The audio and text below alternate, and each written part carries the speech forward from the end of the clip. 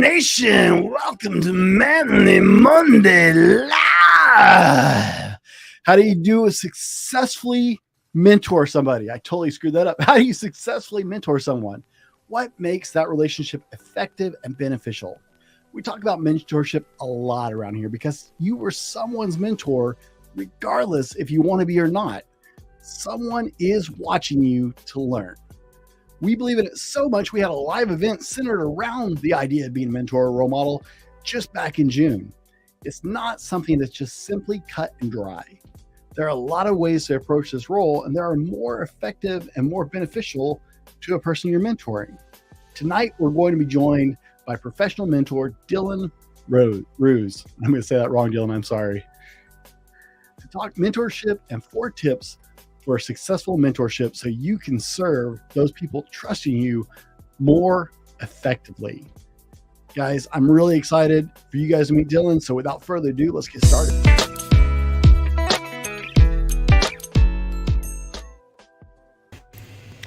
Dylan, welcome to Manly Monday Live.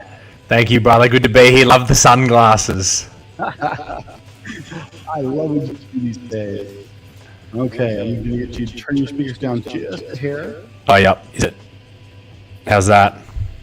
Now, let's see. I got a little bit of an echo, but hopefully you guys can deal with that. You know what?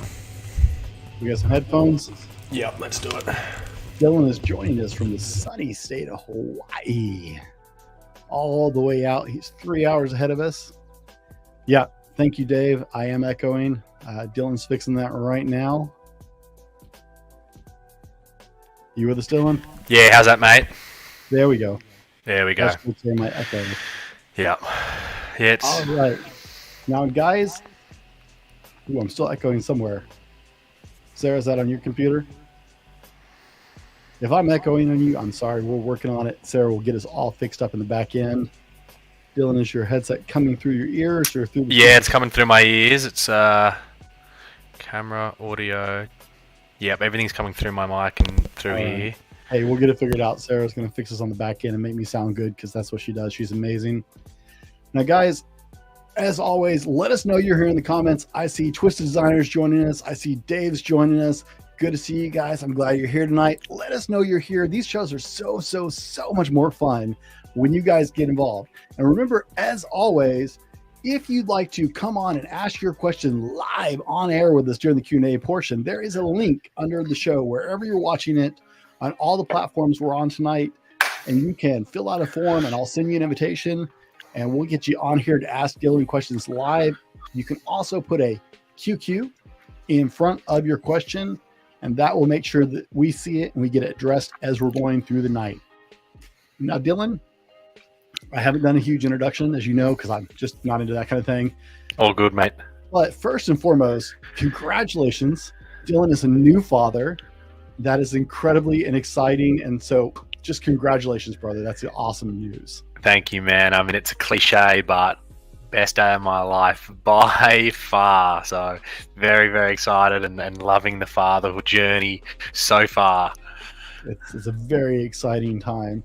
But I just wanted to, tell you that's so awesome. So congratulations on that. And Dylan, I want you to tell everybody a little bit about yourself. Like I said, I don't really do intros, so tell us, who is Dylan Roos? And how do I say your last name? Because I know I'm butchering it. Roos, you're saying it right. You actually sang it right, so it's all good. Usually people will say Roos or Ross. I get Ross a lot in America, but you got it right, mate. So no, mate. I grew up in Australia. Obviously, I just recently moved to Hawaii. I grew up with a fairly famous dad in Australian sports, not folklore, but in Australian sport. And so my upbringing was mainly in footy clubs, in and around really great male mentors. I had plenty of them. Some of Australia's best athletes were the men that I was able to tap into from a young age. And so growing up, I was just really fortunate to be able to have my parents that were great mentors, great role models for me, but also just a community of mentors around me as well. And that was part of the reason that I wanted to get into this work, mentoring young men in specifically. But also just looking out into the space, there's not a lot of people mentoring young men, and that is something that I wanted to change. I saw that there was nobody stepping up, nobody educating, nobody guiding, but a lot of focus on young men saying like, do better, do better, do better, and not a whole lot of like, we'll show you how to do better.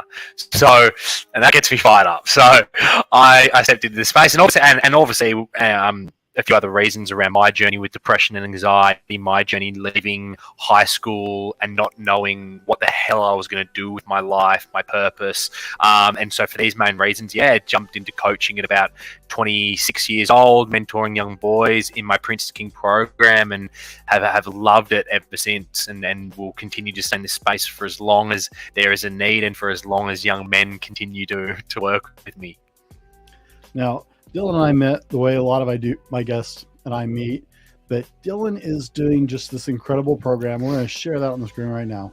All right. So if you guys, and we'll throw that out there, Sarah, I put it in there. That's DylanRoosCoaching.com. This is what the website looks like. But Dylan specializes in coaching young men, let me get this right, ages 14 to 23. Is that correct? Yeah, that's correct. Yeah. And has an incredible program for forging princes into kings. I absolutely love the concept of what you're doing. The fact that, you're stepping up and working with these young men, because you don't become a man, a fully fledged man who actually has a positive impact on the world without somebody to help you along the way. We can teach you a lot of things in school. We're not going to teach you about how to be a man. Yeah, it's interesting. And even just that conversation, which as I'm like starting to get like a little bit of a name, a little bit bigger, I'm not, I'm really still a nobody, but obviously then my message gets spread to more and more people, and more people who disagree with that message start to come into my fold. And so just recently I had a post on LinkedIn of all places go super viral, and the amount of comments, and the post was just about healthy male role models. It was some fatherlessness statistics that there's a whole, I'm sure you're aware that there's a lot of literature around what happens to boys on average growing up in fatherless homes and without male role models. And so I just did this post basically, saying how we need men to step up and take more responsibility. And the response that I got from that, from I would say almost 50%, not quite, I'd say maybe 40 or 30%. And I was trying to get back to a lot of them, just saying like, so do you just disagree that men are important? Like that's kind of my point, is just that men are important and we need men.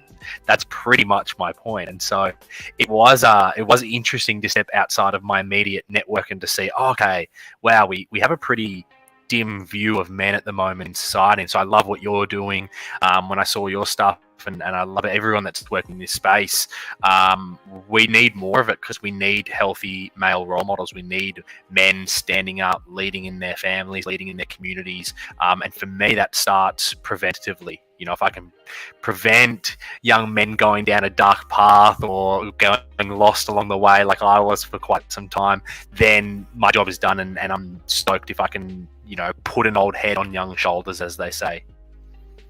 Now, Dylan, one of the things we like to do here, right, is I told you, because Dylan and I met before this. I didn't just throw him on blankly, guys. I did actually talk to him.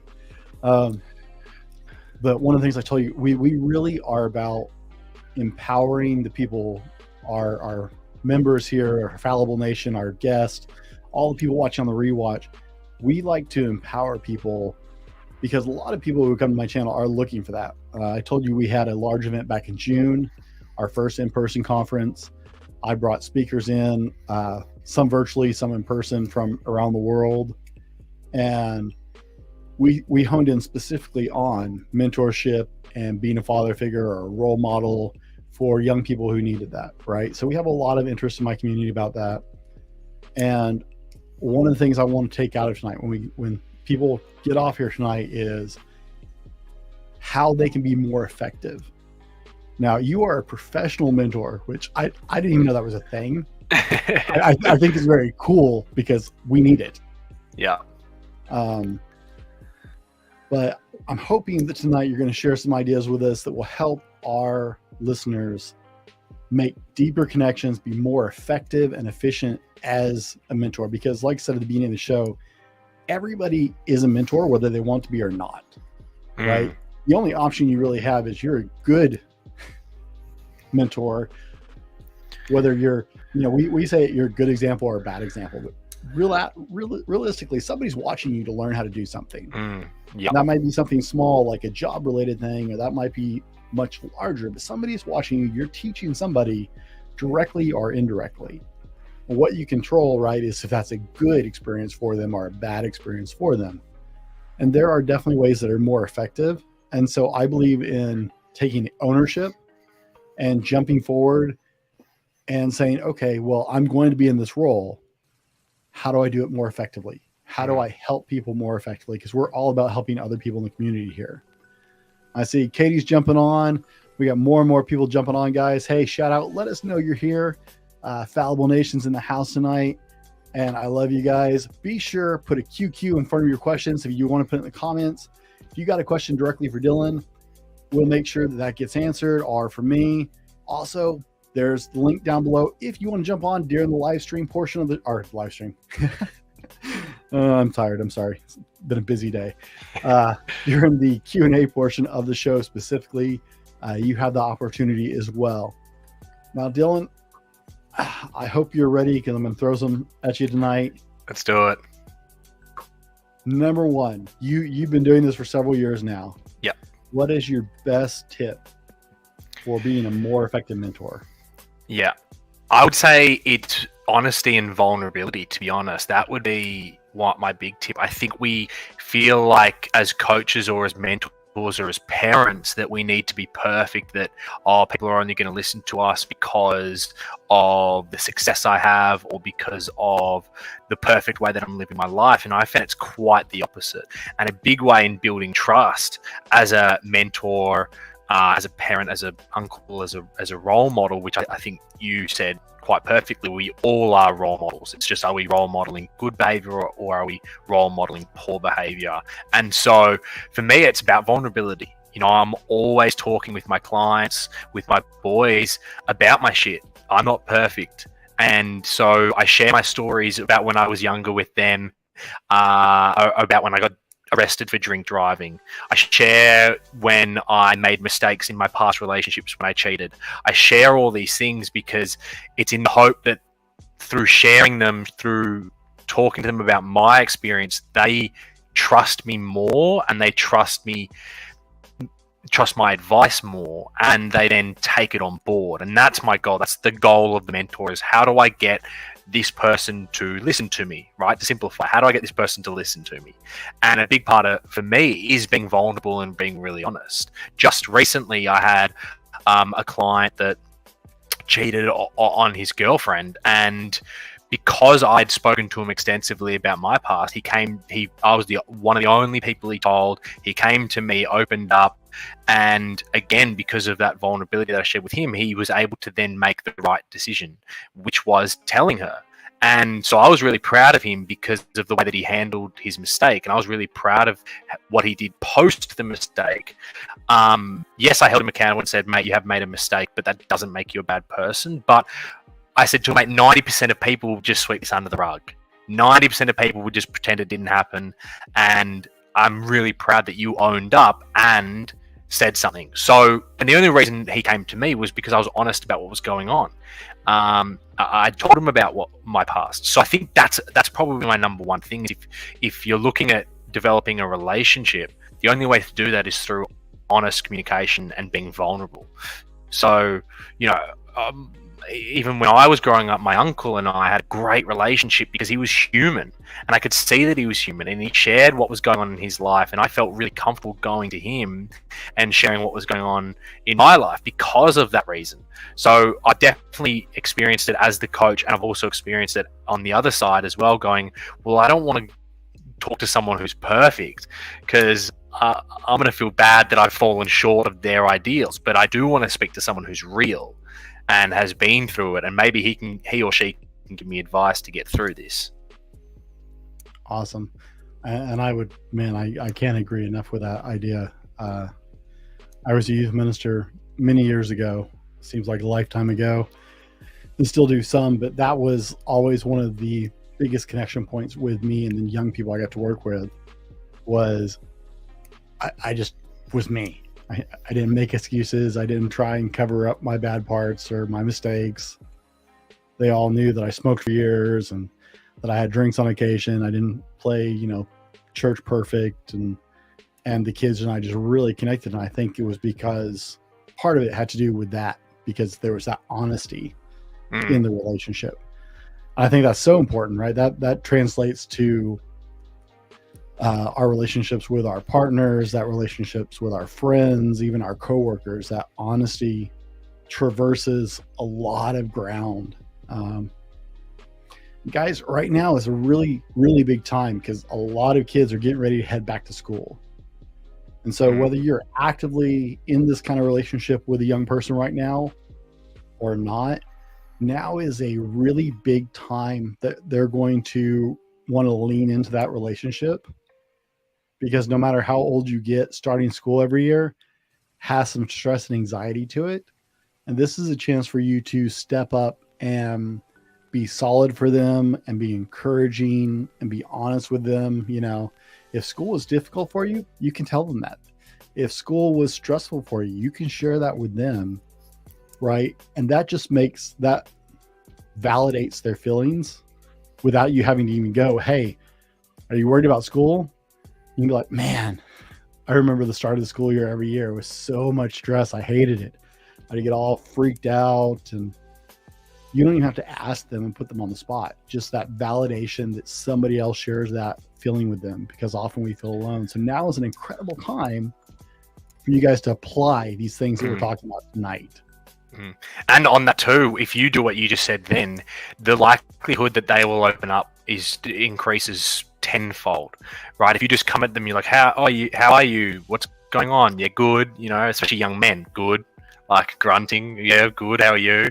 Right, but if you come and go, oh man, I remember the first day back at school, like, that sucks, bro. Like, your holidays are over, you've got all your books, but mate, at least you get to see your friends or whatever it is, right? And you share what you went through. Then it's like, yeah, I am a bit upset to be going back, but yeah, I am looking forward to seeing my friends, and yeah, I've got a bit of stress about it, or I hope I don't get this teacher or that teacher, right? And it'll open up more, and it'll be more than just a yeah, good, yeah, it's all right, yeah. This shrug of the shoulder answer when you lead with vulnerability first. It's an amazing opportunity for you guys, and we know how much this matters here. Right now, we're actually going to a private group that I don't usually do my streaming to. It is my private group from my event that I did back in June as well, to share with those gentlemen, because I know that they are deeply invested in this as well as the rest of the Fallible Nation. Guys, hey, reach out. If we're touching a nerve, if you know someone, get your phone out. I know it's by you. I know half of you are watching on it. Get on your phone. Let them know to jump on right now. Let them know that we are talking about this right now. And we can help them as they make this journey, because everybody is doing this. Moms are mentors. Dads are mentors. Uncles, aunts, brother-in-laws, cousins, your Uncle Fred. You're all mentors. You don't even have to be related. People are watching you.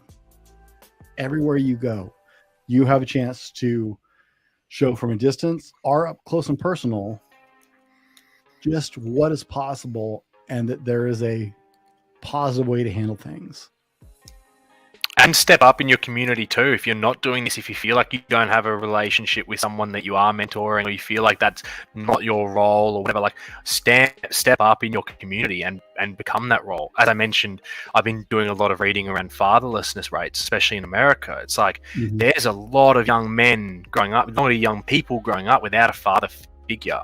And it's important that we have, it's so important that we have role models. So step up. If you see a single mum struggling, or if you see a young man that looks a bit lonely, or young young person that seems a bit like step up in your community and give out a reaching hand and become that mentor, become that role model, become that important person in someone else's life, and give a helping hand. We become so disconnected as a society, and again, America in particular, everyone's at each other's throats here. Like, it's incredible. You and I were talking about this before when we first connected. It's incredible. Like, fucking put down the swords and the shields and just go and help. Be a member of your community and look out for one another. It's a great.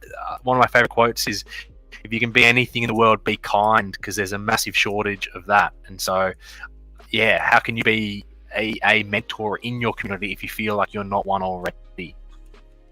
One of my favorite quotes is, "Always be yourself, unless you can be a dinosaur, then be a dinosaur." Yeah, I've seen that one too. Yeah, that's hanging on our living room wall. I love that. That. That's my daughter's poster.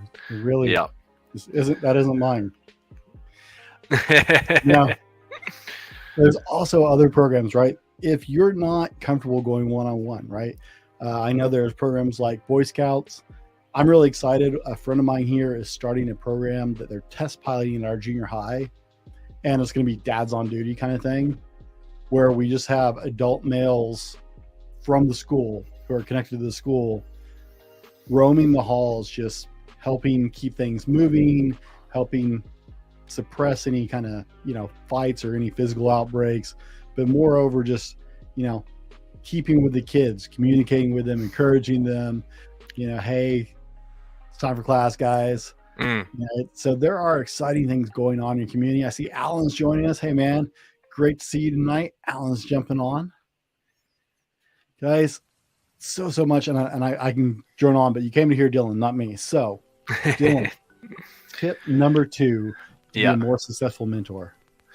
I would say be impact focused. So look at where you can make the greatest impact. And this was certainly the case for when I was looking at my business model. It was like, well, who's going to listen to me, right? I was 26 years old. Okay, well, probably younger guys, they're probably going to listen to me. They're going to be the most likely people. I'm not going to go and mentor CEOs because they're not going to listen to me, right? So I think it's about being impact focused and giving as much as you can, and giving away a lot more value than what you're charging for. And I really try to do that. And I say that knowing that my programs are expensive programs, but I'm constantly trying to jam pack those things full of value. And I think it's just really important that you focus on that and focus on the impact that you can have on people.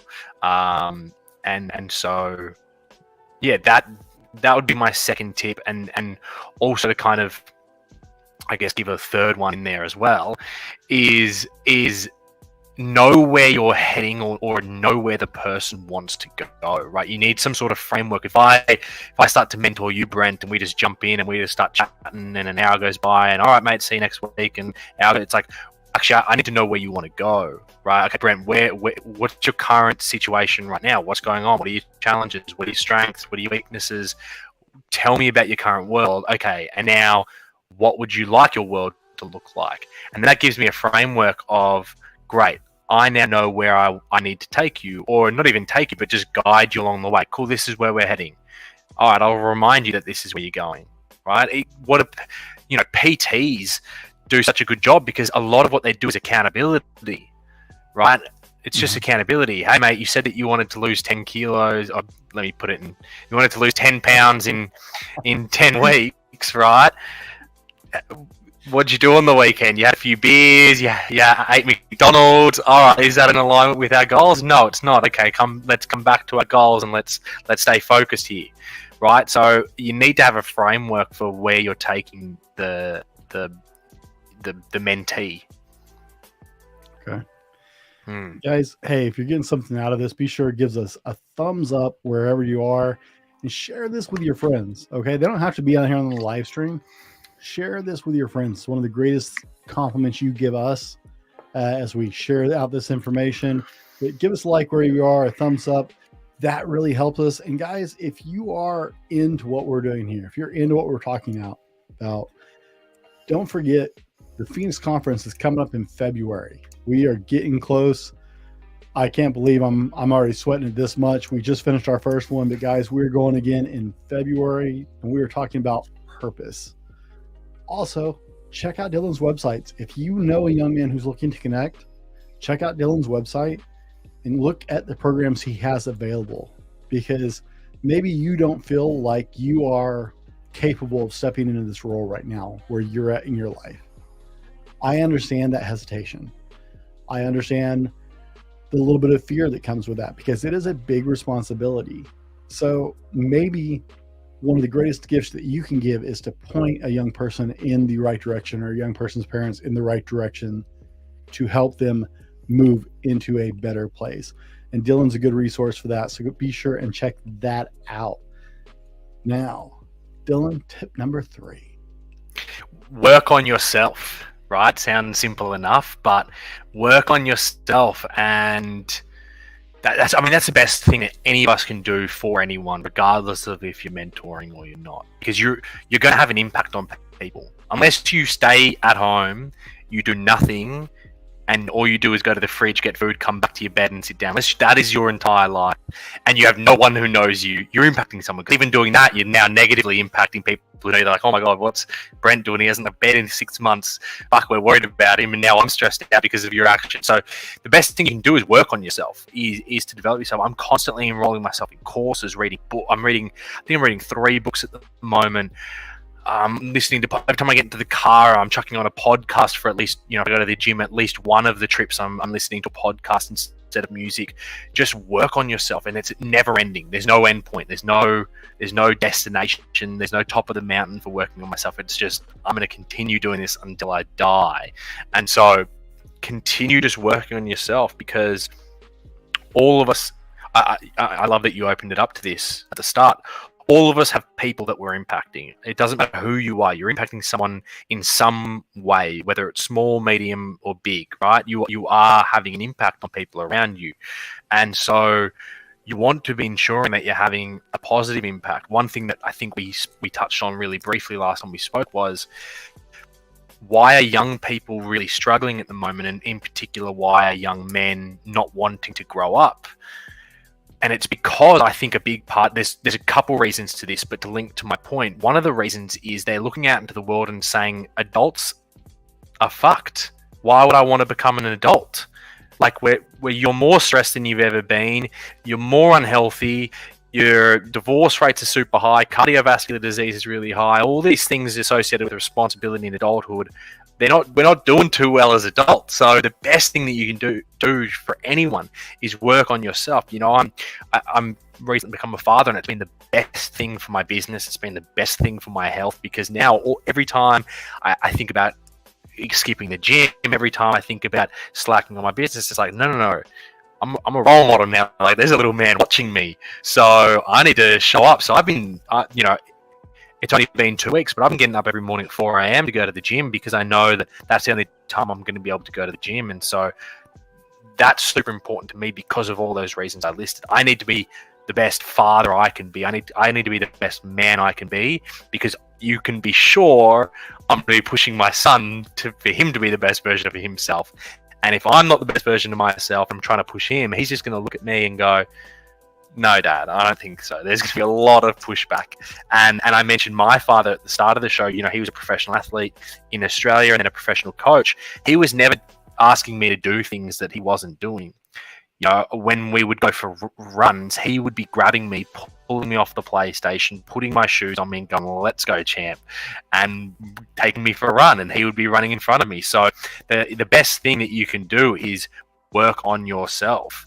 And I'm just seeing a question. Do you want me to answer that question, Brent? I'm just seeing a question for me. For Yeah. Any tips on helping mentor an 18-year-old hold on subjects that you don't know either? That comes back to the honesty and the vulnerability piece. I don't know. Hey, bud, I don't know. Why don't we sit down and let's figure this out together? Right? That's the best thing you can say is, I don't know, and figure it out together. Go away, do your own research, and come back, find someone who does know something about it that's in your circle, right? So they're your three options. The worst thing you can do is kind of bullshit your way through it, pretend like you know something, and potentially give bad advice. So I think an 18-year-old is going to respect you a whole lot more when you just say, oh, actually, I don't know the answer to that. Let's join it. Like, let me Google it, right? Let's sit down and Google it. I think everyone's got a gripe over social media today, and so do I. But it's also amazing for finding role models, and that was going to be my fourth tip. And I don't know if it kind of it plays into this conversation, but that was going to be my fourth tip: was choose your mentors wisely. Right? If you are looking for a mentor, choose your mentors wisely, because nowadays there's so many people. I can get online and I can find 15 different internet marketer gurus that can tell me how to make $1 million in 90 days, right? Like, who fucking, like, so, and who knows if they can or not. So I think it's really important that you pick your mentors really appropriately, which you can do online. I follow some great, I love Jordan Peterson, I love Gary Vaynerchuk, I love Alex Hormozy for sales. Like, I'm constantly finding new people and then just consuming their content non-stop, because I'm like, okay, cool, I like this, and keep going down that path. And that's, again, how we learn, and then I can implement that into my work. And for Twisted Designer, that's how you can kind of start to round yourself out as well, is just constantly being a student. All right. Now, guys, tell us what you think is a key to being a great mentor in a relationship. What do you think is really important as a person to implement in that mentorship relationship with another person? Shout out, guys, whether you're watching on the replay or whether you're live with us now, comment. This community is all about helping each other level up and be the very best version of ourselves, guys. And that is one of the ways we do that, is we support each other. We share these great ideas. You may be thinking of something that we don't even touch on during this video.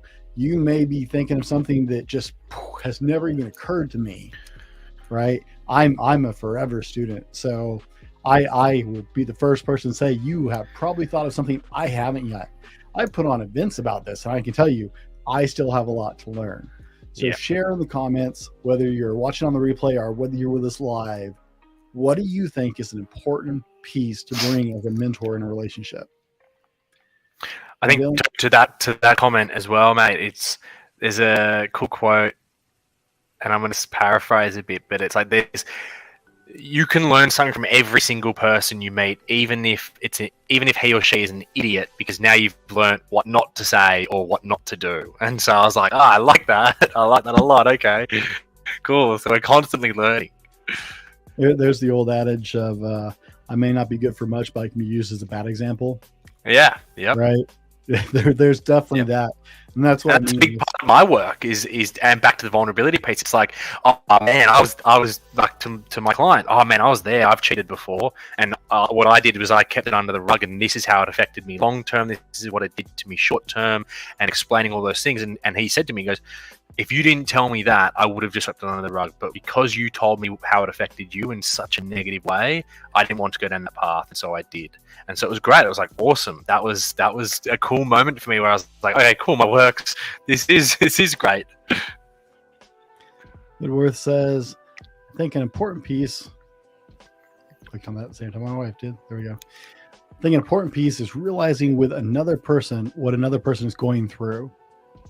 I think you're 100% correct. I think I always screw these up. Is that empathy or sympathy? I think it's empathy. I don't know. One of them's where you've been through it, and the other one's where I think sympathy is when you've been through it. So you can say, oh, I've been there, and empathy is like, oh, I can really empathize with what you're going through. Shit, maybe I have that wrong. Yeah, I have that wrong. Empathy, my partner's going to switch it around. Empathy is when you've been through it. Sympathy is when you haven't, but you can sympathize with what they're going through. There we go. We got it. I'm glad I'm not the only one. Sarah's in the background correcting things. So. Yeah. I was just waiting for her to clarify that for me, because I knew she was about to. Yep.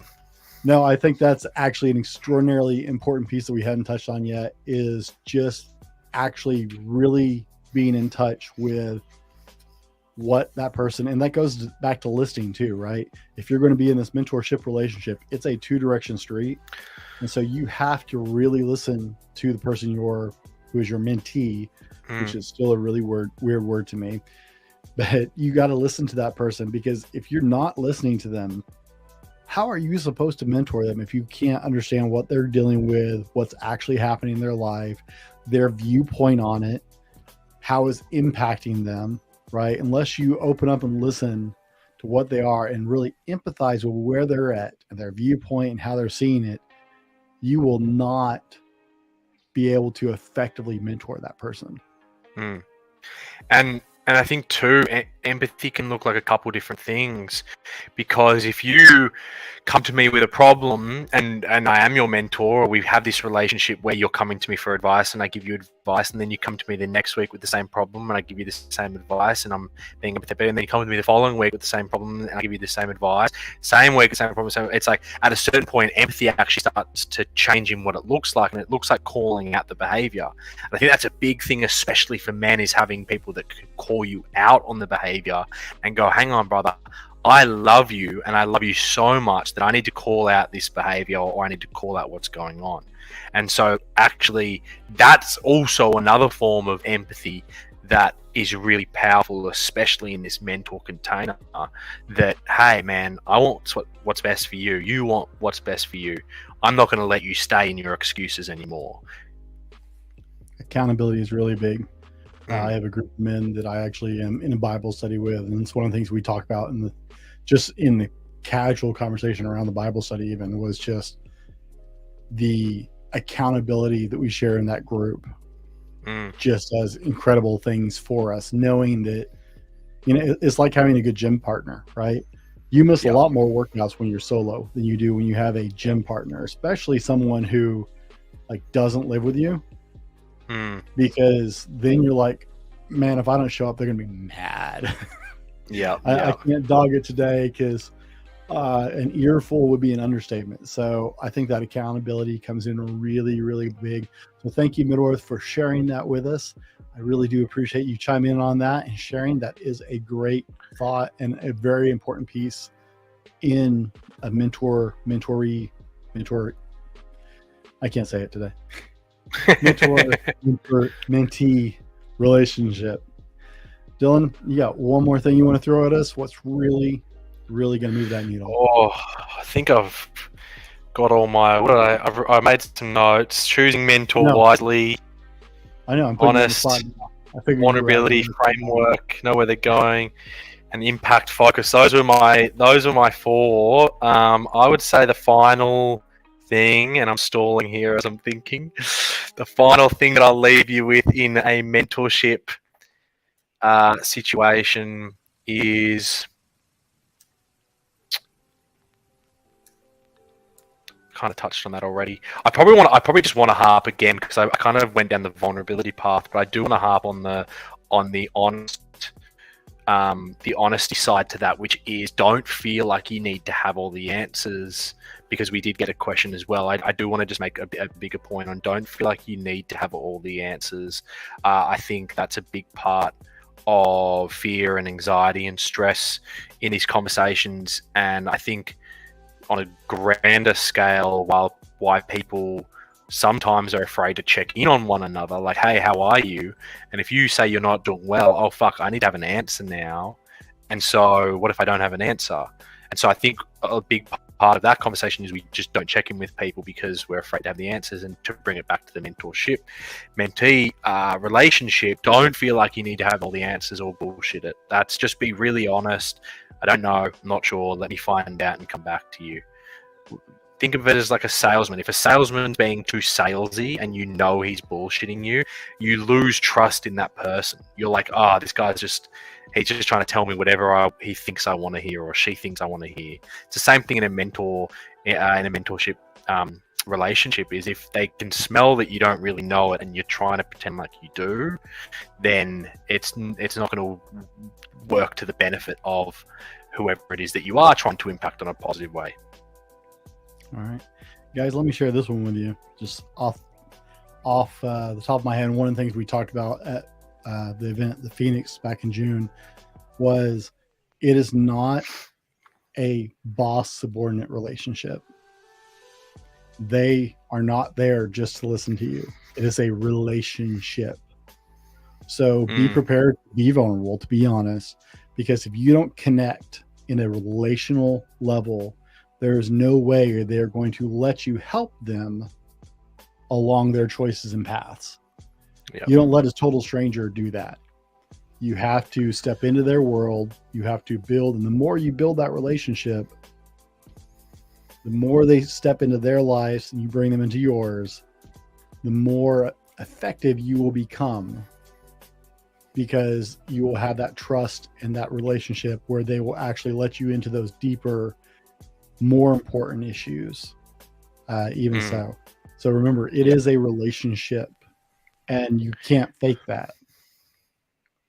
And that goes the same for parenting, because we often think just because we're parents that we have a relationship, but how often do you actually just focus on the relationship and you're not parenting, you're not scolding your kids, you're not like telling them off for something they did? Most of the time, that's what you're doing. And so return back to, I need to actually build a relationship with my kid. Sounds funny because you're like, well, he's my kid, of course I've got a relationship. But especially as they get older and they hit the teenage years, the relationship starts to become a little bit distant because they're trying to make it on their own and a number of different factors. But make sure that you're bringing back and spending time, not parenting, just building a relationship, just connecting with them, checking in on their days, those sorts of things that you've mentioned. All right. And Dylan, it's the best place people can connect you with you is at your website. I know you've got in the description of the videos, guys, if you go to the YouTube, if you're watching on Facebook, it's not there. If you go to the YouTube video, I have links for all of Dylan's connects. I've got his Instagram, his TikTok, his website, Facebook. I know I have 4 of them. What is the best way to find you, Dylan? Mate, yeah, all those places. If you want to reach out to me, Instagram is probably the best place. You just shoot me a DM, and I'm constantly checking that. So reach out to me on Instagram if you want to connect, or just follow me there. My website has all the information, all the details, more details about me, my programs, all that sort of stuff. So yeah, as you mentioned, those links will take you where you need to go. Dylan, thanks for being on tonight. Stick around for a minute, guys. As always, be better tomorrow because of what you do today, and we'll see you on the next one.